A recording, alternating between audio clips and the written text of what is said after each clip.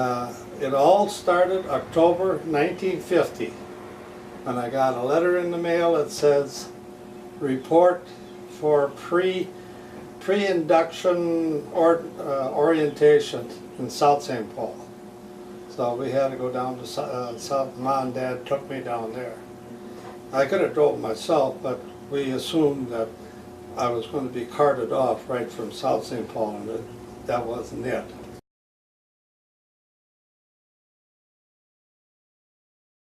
In October 1950,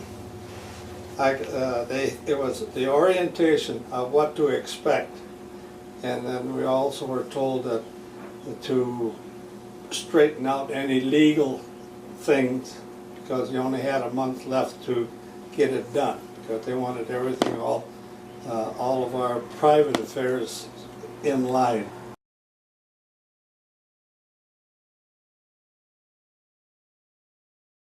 Reported all to the federal building in Minneapolis, and they lined us all up on the sidewalk, and we went down to the train on the Milwaukee Road, and off we were. They took us by rail all the way down the Mississippi River till we got to Manhattan. I think it was Manhattan, Kansas. We unloaded there.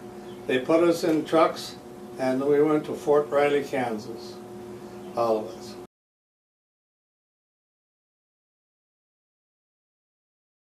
We had some orientations of different things that what we would expect to be doing, you know, as far as classes, and there were some other things that we had to take some tests. They were all like IQ tests, you know, and then we did that for about 2 weeks, and it was a 10-week course, and so we learned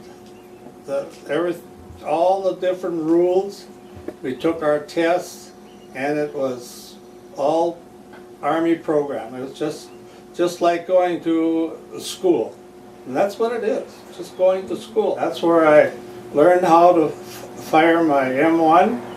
I learned how to fire a 6mm mortar, a Browning automatic, BAR, a machine gun, and what other instrument do they have? Oh yeah, the recordless rifle. We learned how to fire all of those because that's what we used when we were in Korea. That's what we used.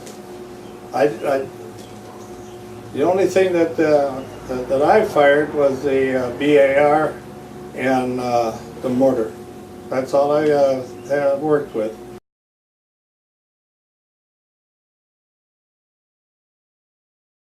We were in D Company, the 85th.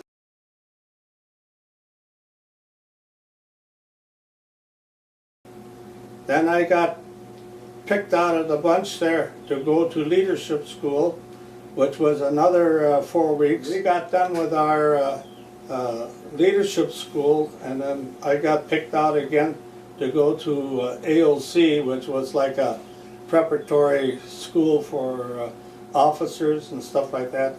It's just a little bit more. But anyhow, those 3 schools I went through, while the rest of them got shipped off to other camps.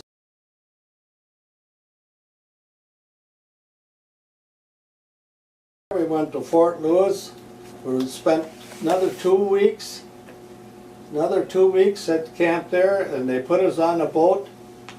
And you know, somehow the numbers don't come out right in my head, because we were 28 days on the ocean. We saw Hawaii go past the boat. We didn't stop off at Hawaii.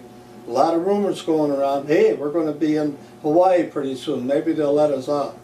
All we saw was the nice white fluffy clouds over a little bitty island way off on the horizon. That's as close as we got. But anyhow, we landed in Sasebo, and we were there for a couple of days.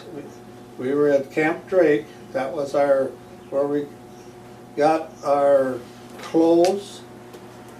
We had a change of clothes, because this was middle of July, maybe even August already. No, not quite August. But anyhow, we got clothes, duffel bags, packed up the duffel bags, and then we got on airplanes, and they flew us to Seoul, Korea. And then from Seoul, Korea, we went by truck again. We went by truck through Rijeonbu. Rijeonbu was a what they call Repel depot. Repel depot. Anyhow, that's where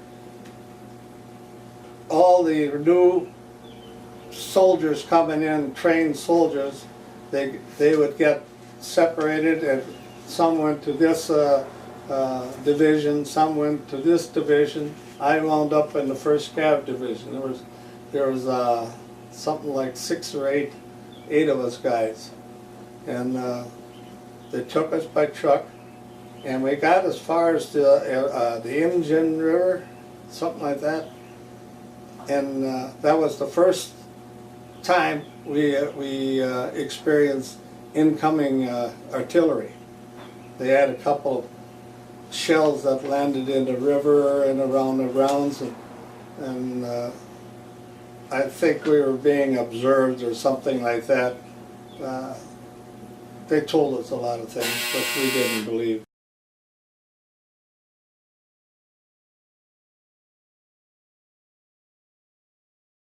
I wound up in Company C, 5th Cav Regiment, and my first job was they had just taken a hill, so some of the bodies were still laying on the hill yet from the previous day, a couple of days.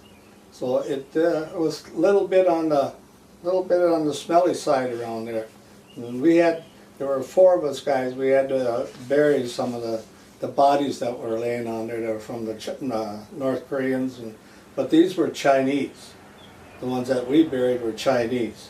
We couldn't bury the North Koreans. We had to contact the grave registration, and they would pick up those. And then the Chinese bodies, we put markers on there where the head and the foot was, with their cap or something. They didn't have helmet. They had these real soft caps. So we identified that there was somebody there. Then after that, we were sent out to various positions out there. We dug our foxhole, and it says, well, you're going to be here a couple of days, so dig it deep enough and get comfortable. That's what they told us. And so, yeah, I think we're there about maybe almost a week. And then we had to pack up what our belongings and take off and go to another position a little bit further on the front, what they call the MLR, main line of resistance. And then we were there for a couple of days.